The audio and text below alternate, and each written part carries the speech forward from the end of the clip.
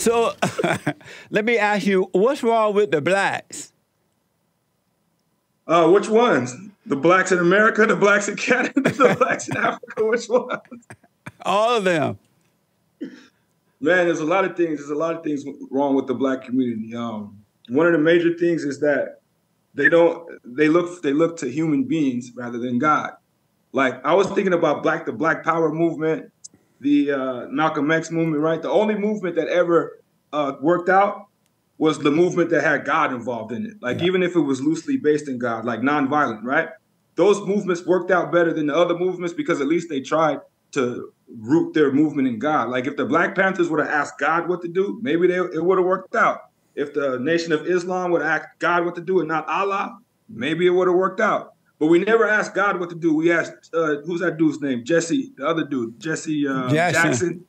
Yeah, or that other dude that used to be fat and now he's skinny and got like all this wrinkles on his neck now. Oh, Al Sharpton.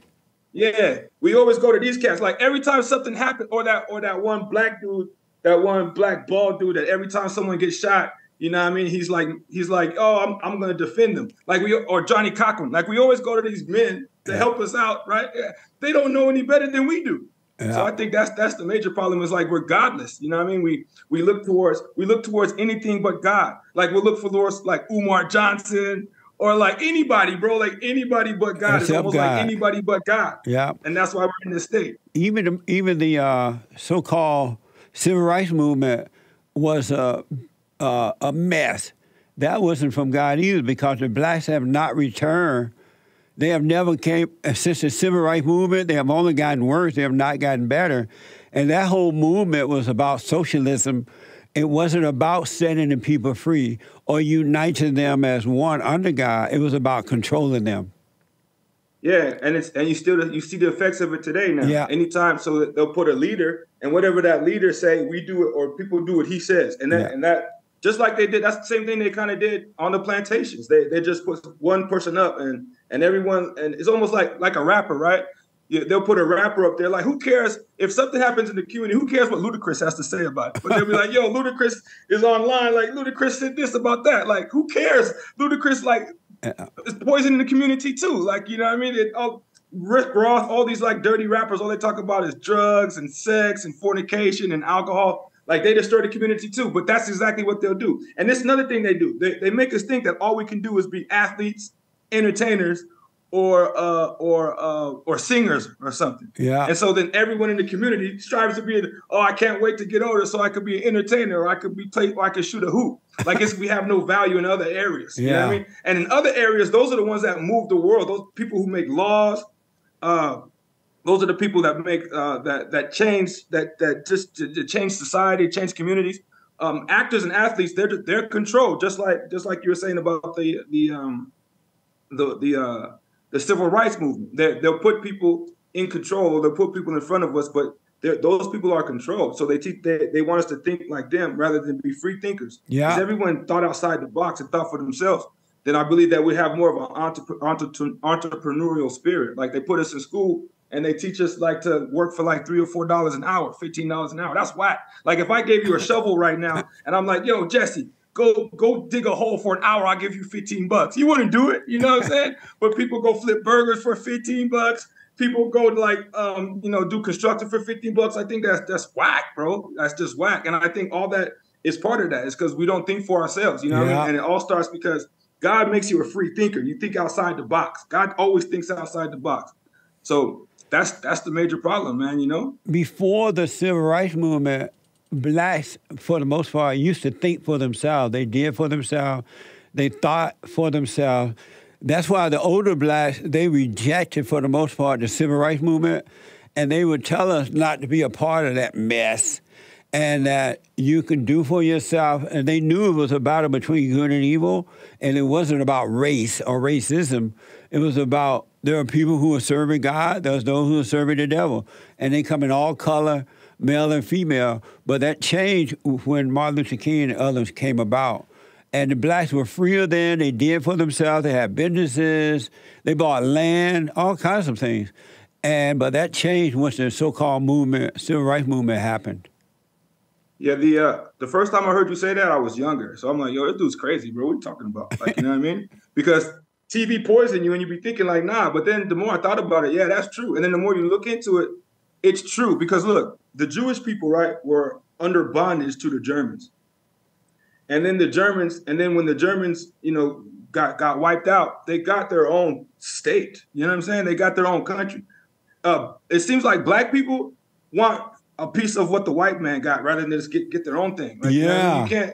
You just get your own thing. Like, why you want some of that? Like, oh, validate me. Like, you know what I mean? Let me be in your Oscars. Let me be in your Grammys. Why? Make your own Grammys. Just like 70% of the NBA is black, right? And the owners are like 2%, and they run everything. Why you just don't make your own NBA? I've always thought that. Like, I don't understand these dudes. Like, you guys have money. You look around, everyone's black except for the people running stuff.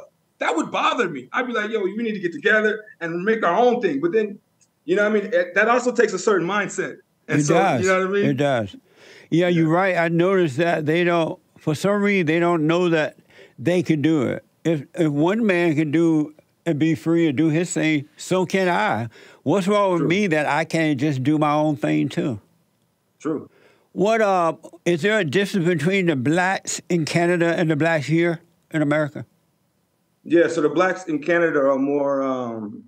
So the black people in Canada are more cultured, I guess you could say, like because they're rather from the Caribbean, they're from Africa, or they're from Jamaica, and they kind of think different. Like the black people in America think totally different from every black person everywhere you go. Even like if you ask an African, they're like, I am not black, I am African, I am not black, I am Ethiopian. I am not, you know what I mean? They identify with their ethnic group or their tribe or whatever country they come from. We identify with LA. Like, oh, I'm LA. Yo, when I leave America, I don't see other black people. Like, I see a few scattered here and there and they kind of like got their mind right. But we're like, because I was raised in the hood too. In the hood, they teach you, yo, bro, just represent Compton. And then your whole life, you got 50-year-old men talking about I'm from Compton. You know what I mean? Never left Compton. Never even been to like San Bernardino. You know what I'm saying? So like when you leave there, there's the other black people, they know they're more cultured because they haven't been institutionalized by thinking like, it's all about LA or it's all about Compton or it's all about whatever hood or street you came from that you don't own. You know what I mean? You have no investment there. And so even in Africa, they're taught to buy land. Like you get to a certain age and you buy a plot of land, you get a cow, you get a pig, and you start, building from there.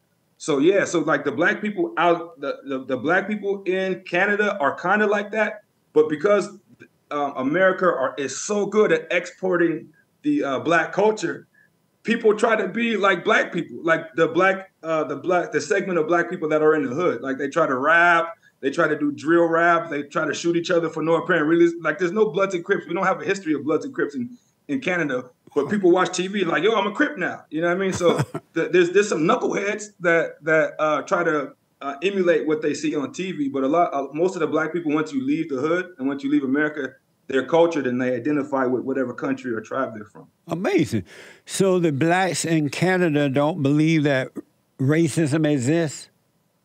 Yeah, of course they do. They believe racism exists? Yeah, that's another thing. So look, the other day there was like a black light. So cops don't like whatever you feel about police. I got love for the police, right? Me too. But okay, cool. But whatever you think about, like if they're shooting people or not or whatever, that doesn't happen in Canada, right? But we got Black Lives Matter for some reason. I don't know why. You know what I mean?